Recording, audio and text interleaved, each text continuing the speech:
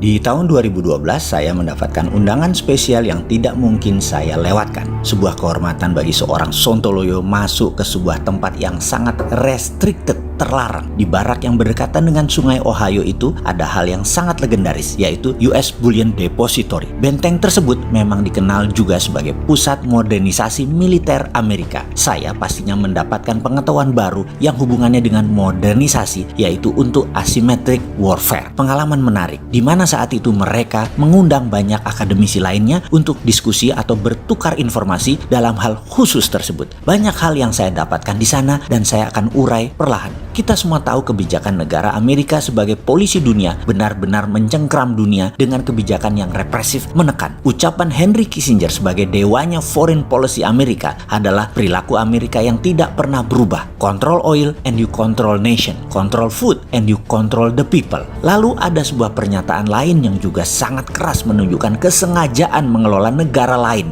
Seperti US strategy deliberately destroy family farming in abroad and led to 95% of all grain reserve in the world being under the control of 6 multinational agribusiness corporation. Terjemahan bebasnya kira-kira, strategi Amerika dengan sengaja merusak pertanian di seluruh dunia sehingga 95% gandum dunia dikendalikan oleh 6 perusahaan multinasional milik Amerika. Ini artinya Amerika mau mengendalikan people. Sebagai catatan saja, mie instan bahan dasarnya apa? Dan mie lainnya di Indonesia 100% import bahannya. Sementara makan mie sudah menjadi makanan utama setelah beras dan nasi di Indonesia. Lalu panganan lain kita urai setelah ini ya. Intinya ketahanan pangan sebuah negara tidak akan mudah atau dibuat sulit mandiri selama tidak paham geopolitik dan geostrategik negara adik kuasa si kampret Amerika itu. Faktanya hingga saat ini 9 bahan pokok plus bumbu-bumbu di Indonesia masih bergantung negara besar luar yang hulunya ya mereka juga. Kalau tidak Cina ya Amerika. Ketidakberdaulatan pangan ini bukan masalah pertanian, tapi ini masalah pertahanan. Oke, kita masuk ke oil dulu baru ke pangan ya. Oke, kita masuk ke oil dulu sekarang. Jalur minyak dunia semua dikawal American Fleet. Naval Fleet atau armada laut Amerika adalah armada terbesar di dunia. Seluruh kekuatan naval di dunia baik Rusia, Cina, Inggris, Prancis, dan negara lainnya dijumlahkan baru sama dengan kekuatan armada angkatan laut Amerika. Angkatan laut terbesar saat ini adalah Seventh Fleet atau armada ke-7 yang mengawasi Indo-Pasifik, wilayahnya menjangkau dari San Diego, Honolulu, Vanuatu hingga Diego Garcia di Maldives yang berpusat di Okinawa, dan Indonesia masuk wilayah Seventh Fleet. Semua armada laut tersebut mengamankan atau mengontrol jalur minyak Amerika dan jalur minyak dunia. Maaf, kita lompat sebentar. Ketika jembatan Selat Sunda akan dibangun oleh pihak Cina, agenda tersebut batal. Mengapa? Amerika tidak mau Selat Sunda dibuat jembatan karena armada laut armada 7 lewat Selat Sunda, tidak lewat Selat Malaka. Dan Amerika tidak mau 100 meter di atas armadanya ada barang Cina dalam tanda petik yang bisa memonitor gerakan kapal mereka. Indonesia, nggak paham begini-beginian. Zaman SBY nggak paham, apalagi zaman sekarang. Kabinetnya rodok-rodok naif urusan beginian. Nah, kan mulai sebel kan kalau kayak gini sama Sontoloyo. Di tengah video Sontoloyo nyinyir. Habis bagaimana dong? Itu paling komentar saya. Saya sudah nggak tahan masalah beginian, kita dikangkangi terus oleh asing dan aseng. Saya nyinyir karena mau mengajak kedaulatan Indonesia itu bangun kesadarannya. Bukan anti pejabat. Paham ya ente ya? Aneh bukan anti pejabat, aneh cinta tanah air, aneh cinta pejabatnya. Cuman pelajaran beginian nih harus diingetin. Di sini mulai banyak yang klik nyambung bahwa ada pertarungan El Clasico di Selat Malaka. Yang Malaysia, Indonesia nggak terlalu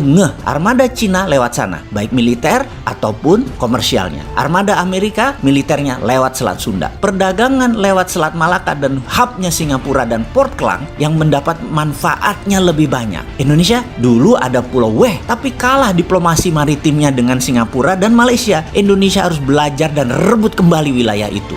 Maaf ya, saya ngebocorin sedikit. Maaf loh ya. Jadi aja paham kenapa dulu Aceh goyang terus, ada GAM di sana dan lain sebagainya. Ya karena ada manfaat besar buat internasional. Siapa itu internasional? Ya Amerika sama Cina tadi. Jadi pasti ada pemainnya, ada state sponsornya, dan harus diselesaikan di Helsinki dulu baru reda. Namun tetap kalah diplomasi internasionalnya Indonesia. Ya nggak apa-apa, yang penting sekarang di Aceh lokalnya aman. Kembali ke pangan, ke oil, ke jalur Malaka, dan cerita tentang Okinawa serta benteng di Kentucky. Mulai melihat gambaran besarnya kah? Kita Indonesia ini harus punya skenario baru. Mumpung dua asing-asing ini berantem, punya skenario baru untuk membangun Indonesia ke depan menjadi menyalip keduanya. Punya kan?